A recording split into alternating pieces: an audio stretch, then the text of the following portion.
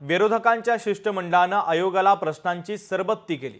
उद्धव ठाकरे यांच्याकडून चोक्कलिंगम यांना निवेदन देण्यात आलं, तर उद्या पुन्हा शिष्टमंडळाची आयोगासोबत बैठक आहे। वायबी चव्हाण सेंटरमधील आजची पत्रकार परिषद देखील रद्द करण्यात आलेली आहे। तर उद्धव ठाकरे यांनी अनेक सवाल देखील उपस्थित केले, तर आता निवेदन देण्यात आलेले आहे। तर उद्या पुन्हा एकदा या शिष्टमंडळाची आयोगासोबत महत्त्वाची बैठक होणार आहे।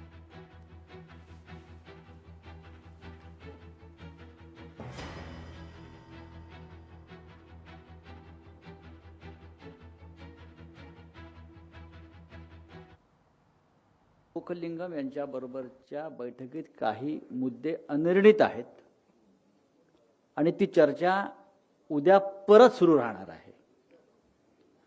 उद्या राज्याचे निवडणूक आयुक्त वाघमारे आणि चोक्कलिंगम यांची एकत्रित भेट आणि चर्चा हे शिष्टमंडळ यातले सगळे प्रमुख नेते घेतील। केरळमध्ये भारतीय जनता पक्ष हीच मागणी करते आहे, कर्नाटकमध्ये भारतीय जनता पक्ष हीच मागणी करते आहे।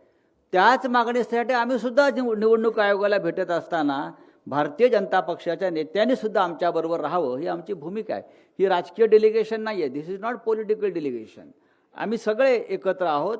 देशाचं संविधान आणि लोकशाही यानुसार निवडणुका व्हाव्यात आणि पारदर्शक पद्धतीने व्हाव्यात ही सगळ्यांची गरज आहे। स्टेट इलेक्शन कमिशन, राज्य निवडणूक आयोग आणि केंद्रीय निवडणूक आयोगाचे प्रतिनिधी म्हणून सीओ चोक्कलिंगम साहेब यांनी एकत्रित यावं आणि आमचं हे म्हणणं ऐकावं।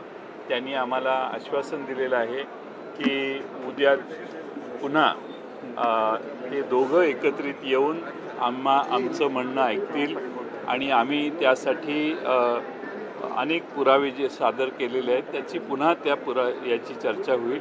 चोक्कलिंगम साहेब हे राज्य निवडणूक आयोगाशी बोलतील आणि उद्या ही बैठक होईल। पुन्हा उद्या 11 वाजता ही बैठक होईल।